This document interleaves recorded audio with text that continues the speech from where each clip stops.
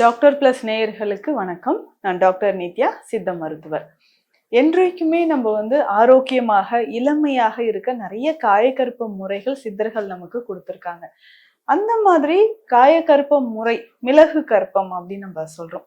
இப்போ இளமையாக இருக்கணும் அப்படின்னா இந்த மிளகு கற்பத்தை எப்படி பயன்படுத்தலாம், இதனால என்னென்ன நோய்கள் நம்ம உடல்ல இருந்து மாயமாக மறையுது அப்படின்றத நம்ம தெரிஞ்சுக்கலாம்.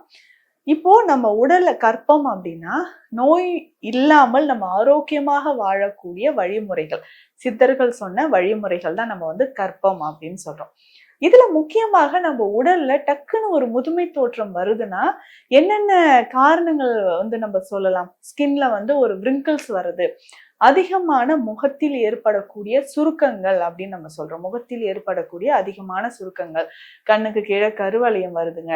முக்கியமா இன்னொரு விஷயம் என்னன்னா, உடலோட ஸ்ட்ரக்சரே மாறுது. ஸ்டிஃபா நம்ம நேரா நின்றுட்டு இருந்த நம்ம கொஞ்சம் கூன் வளைஞ்ச மாதிரி, என்னப்பா இப்படி ஒரு மாதிரி ஒடிஞ்சு போயிட்டே அப்படின்னு பாக்குறவங்க கேட்பாங்க. இதற்கு என்னன்னா, நம்மளுடைய ஸ்பைனல் கார்ட் தண்டுவடத்தோட வலிமை குறையுது. எதனால குறையும்னா, நம்ம உடல்ல இருக்கக்கூடிய 7 தாதுக்களோட வன்மை குறையும் பொழுது, முக்கியமாக போன்ல இருக்கக்கூடிய கால்சியம், மினரல்ஸ் இது எல்லாமே குறைஞ்சதுன்னா தண்டுவடம் ஸ்டிஃபா இல்லாம கொஞ்சம் கூன் வளைஞ்ச மாதிரி ஆயிடுது. இந்த மாதிரி ஆகும்போது நடக்கிறதுக்கே நமக்கு ஒரு கான்ஃபிடென்ட் இல்லாம இருக்கிற மாதிரி ஒரு நிலை ஏற்படும்.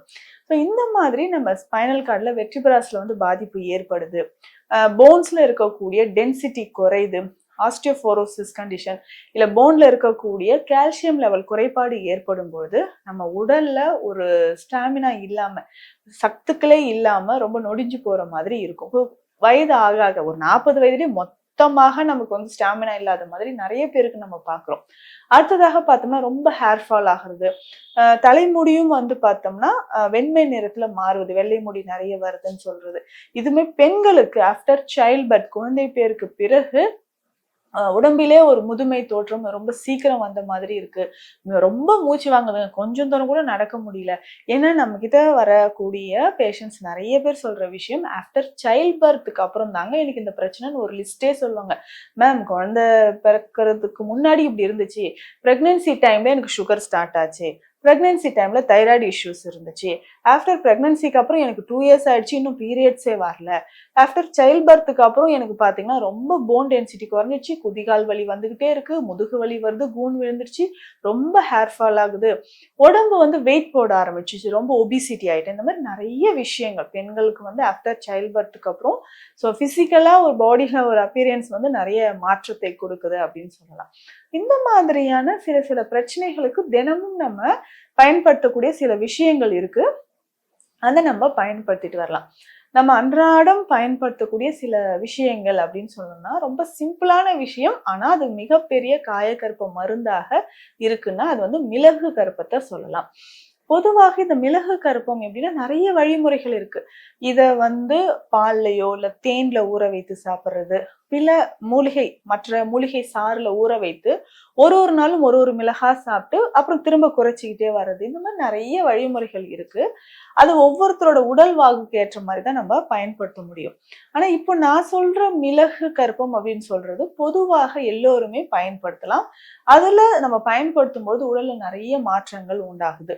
பொதுவாக நம்மளுடைய உடல்ல இன்டர்னல் ஆர்கன்ஸ்லயும் சரி, ஆர்ட்ரிஸ் ரத்த நாளங்கள்லயே கொழுப்பு படிஞ்சிருக்கா, இல்ல இந்த விசராஸ்ல விசரல் ஃபேட் அப்படின்னு சொல்றோம், ஃபேட்டி லிவரோ இல்ல அடிவயிற்று பகுதியில் அப்டமன்ல ஃபேட் டெபாசிட் ஆயிருக்கு, இந்த மாதிரி கண்டிஷன் இருந்தாலும் மிளகு நம்ம பயன்படுத்தலாம். இந்த கற்பம் முறைப்படி எப்படி பயன்படுத்தலாம் அப்படின்னு பார்த்தோம்னா, ஒரு லிட்டர் பசும்பால்ல ஒரு 250 கிராம் மிளகு நம்ம எடுத்துக்கணும். இது நல்ல கெட்டி மிளகா பார்த்து எடுத்துக்கோங்க. ஸோ நல்ல ஒரு குவாலிட்டியா இருக்கக்கூடிய மிளகு எடுத்து பால்ல ஒரு 5 மணி நேரம் ஊற வைக்கணும். பச்சை பசும்பால்ல, நம்ம காய்ச்சாத பால்ல மிளகு 5 மணி நேரம் ஊற வைத்த பிறகு அடுப்புல வச்சு அதை நல்லா காய்ச்சணும். ஸோ காய்ச்சும் போது பால் சுண்டுற வரைக்கும் அதை நம்ம காய்ச்சி எடுத்து அப்படியே அதை வெயில உலர்த்தணும். ஸோ வாஷ் பண்ண வேண்டாம், காய்ச்சி எடுத்து அப்படியே அதை வெயில்ல உலர்த்தி ஒரு 3-4 நாட்கள் நல்லா வெயில்ல உலர்த்தி எடுத்து ஸ்டோர் பண்ணி வச்சுக்கோங்க. ஸோ இது வந்து பல நோய்களை தீர்க்கக்கூடிய ஒரு அருமருந்து அப்படின்னு சொல்லலாம். ஒவ்வொருத்தர் வீட்லயுமே இது இருந்ததுன்னா மூட்டு வலியில இருந்து, தொண்டை கரகரப்புல இருந்து, தூக்கமின்மை பிரச்சனை, சைனசைட்டிஸ் பிரச்சனை, சுகரை குறைக்கிறதுல இருந்து, நம்ம பாடியில வெயிட் லாஸ் ஆகணும், என்றுமே இளமையாக இருக்கணும், அதுக்கப்புறம் கை கால் ஓய்ச்சல், எப்பவுமே வந்து ஒரு டயர்ட்னஸ் சொல்லுவாங்க. இதற்கு குதிகால் வலி இருக்கு அப்படின்னாலும் தொண்டையில வந்து எப்பவுமே ஒரு வறட்டு இருமல், சம்மர் டைம்ல கூட ஒரு வறட்டு இருமல், இந்த மாதிரி 10 வகையான பிரச்சனைகள், இதை தாண்டியும் நிறைய பிரச்சனைகளை குணப்படுத்துவதற்கு இந்த ஒரு மிளகு கற்பம் போதும். இப்ப இளமையா இருக்கிறதுக்கு நம்ம என்ன பண்ணலாம் அப்படின்னு பார்த்தோம்னா, வெற்றிலை. வெற்றிலைன்னு சொல்லும்போது அதோட பழங்கள் ஒரு சஞ்சீவி மூலிகை அப்படின்னு இதை நம்ம சொல்றோம். ஏன்னா பல நோய்களை குணமாக்கக்கூடியது.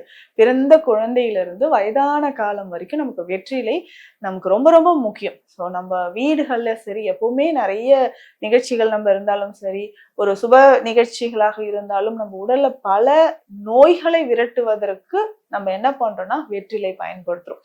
அந்த வெற்றிலை ஒரு 2 வெற்றிலை எடுத்துக்கலாம். 1 அல்லது 2 வெற்றிலை எடுத்து இதுக்குள்ள ஒரு 2 மிளகு ஃபர்ஸ்ட் டைம் என்ன பண்றீங்கன்னா, ஒரு மிளகு ஒரு வெற்றிலை வைத்து வாயில வச்சு நம்ம ட்ரை பண்ணி பாருங்க. ஓகே, ஒரு மிளகு என்னால தாங்க முடியுது, இன்னொன்னு கூட நான் வச்சுக்கலாம்னு நினைச்சீங்கன்னா இன்னொரு மிளகு சேர்த்துக்கோங்க. அப்போ 2 வெற்றிலை 2 மிளகு வைக்கலாம். 2க்கு மேல வேண்டாம், உடம்பு கொஞ்சம் உஷ்ணமாகும். 2 மிளகு போதும்.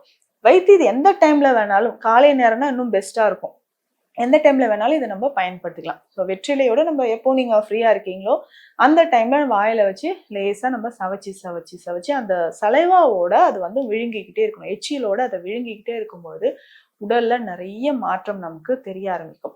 அதாவது ரொம்ப டைஜஷன் ப்ராப்ளம் இருக்கு, வயிறு உப்புசம் இருக்கு, நான் சொன்ன மாதிரி அந்த முதுமை தன்மை வராமல் இருப்பதற்கு இது ஒரு சிறந்த காயகற்ப முறை அப்படின்னு சொல்லலாம். இப்போ வெற்றிலை பாக்கு போடுறதே நம்ம வந்து மறந்துட்டு வந்தோம். ஸோ அந்த மாதிரி சமயம் இருக்கும் போதும் இதை நம்ம பயன்படுத்தலாம். இது முக்கியமாக சர்க்கரை நோய் இருக்கு, பிளட் சுகர் லெவலை குறைக்கணும் அப்படின்னா இதை பயன்படுத்தலாம். முக்கியமாக கொலஸ்ட்ரால், நான் ஏற்கனவே சொன்ன மாதிரி அந்த ஆர்ட்ரிஸ்ல இருக்கக்கூடிய அடைப்பு, ரத்த நாளங்களில் இருக்கக்கூடிய அடைப்பை வந்து சரி செய்யறதுக்கு இது நமக்கு பயன்படுது. பிளட் ப்ரெஷர் இருக்கு, கொலஸ்ட்ரால் இருக்கு, முக்கியமாக நம்ம உடல்ல யூரிக் ஆசிட், யூரியா, கிரியேட்டினின் இந்த மாதிரி கழிவுகள் வந்து அதிகமாகுதுன்னா அதை சரி செய்யறதுக்கும் இதை பயன்படுத்தலாம். அப்போ டோட்டலா நம்ம பாடியில் இருக்கக்கூடிய டாக்ஸின்ஸ் வெளியேறுதுன்னா உடல் வந்து இளமையாக இருக்கிறதுக்கு நமக்கு திரும்ப இளமை தோற்றம் அப்படின்றது வர ஆரம்பிக்கும். முகத்துல இருக்கக்கூடிய சின்னதா இருக்கக்கூடிய விரிங்கிள்ஸ் இருக்கு, அங்கங்க சின்ன கரும்புள்ளிகள் இருக்கு, ரொம்ப ஹேர் ஃபால் இருக்கு அப்படின்னா இதை நம்ம பயன்படுத்திக்கலாம்.